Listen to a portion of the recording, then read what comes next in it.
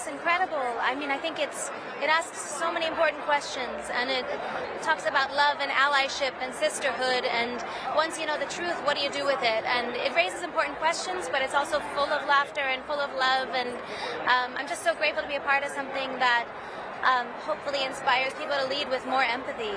Like just art to their core, and that's why I love them so much, is because it's just all that matters. And it makes me feel different. I can be there for each other and create this as well as I'm very proud of it, actually. I'm very proud that we can have the conversation about what that looks like, what that feels like, and maybe shift some people's perspective and maybe change some minds a little bit. Yeah.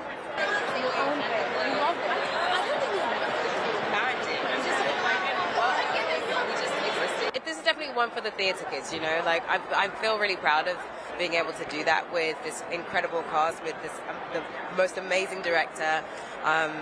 It's just a really special moment. Yeah. Have you snuck into a theatre for a sing along? I haven't done it yet, and I really wanted to. I need to. I probably will. I'll try this week at some point. Themes, but it plays like a buddy comedy with me and Kieran, and so there's like an accessibility to it that makes it easy to watch. Yeah, that's been like the best part of this experience for me, is hearing that people watch this movie, which is about two cousins going to explore where they're from in Poland, but hearing people from other places. I'm going back to Italy with my cousin this year because I saw your movie and realized we always had to go, or Japan, you know, and I just hear it now from people from different cultures, and so I love that the movie is appealing to people not just from my kind of narrow life experience. Oh gosh, I mean, he's very fun, you know, good at poker. Oh, really? And I'm good too. We play poker. Yeah. I thought she was great. I've been a fan of Nikki Glaser even before the Tom Brady roast. I knew I was a big fan of hers, so I thought she did a fantastic job.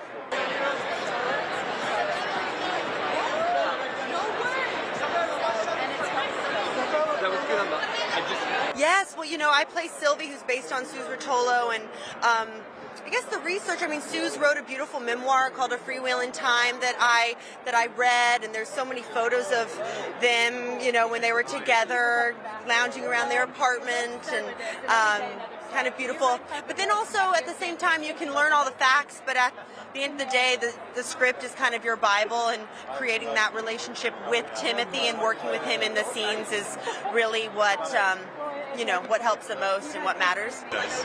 Little Hobbit. Yeah, Little Hobbit. Yeah. Have you ever seen anything like a Wicked style musical? No one wants to hear me sing.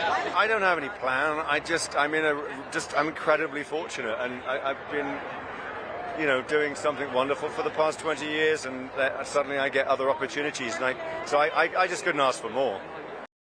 It's kind of wonderful because I now turn things down if I really feel, you know, I don't want to do this.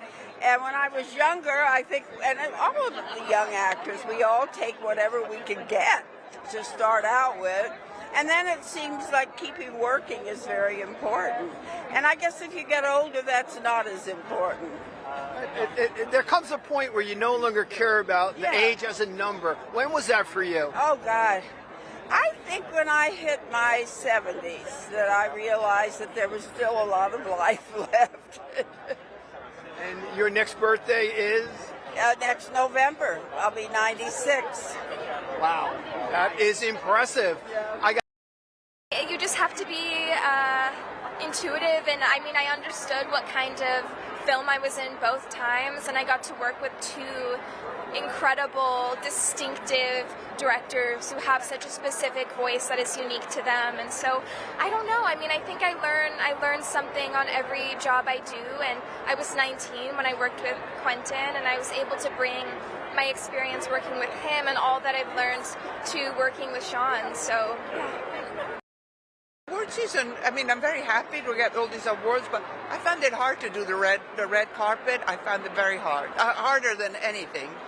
Yes, very hard, because you're judged, and in 1 second, 2 seconds, you know, you have to go from one journalist to the other, and photographers. She's old, she's fat, she's dressed good, she's dressed bad. I mean, it's a lot of judgment that falls upon us, and you know, we want to just narrate stories, but we're judging so many other levels. You know, it's bringing joy, and I think it's so important that we are not overlooked, we are seen and heard. It makes me feel great. On the one hand, I'm very flattered, but actually I'm very worried for young filmmakers, because it's very hard for young filmmakers to be given the freedom to do what they really want to do without being interfered with by their backers.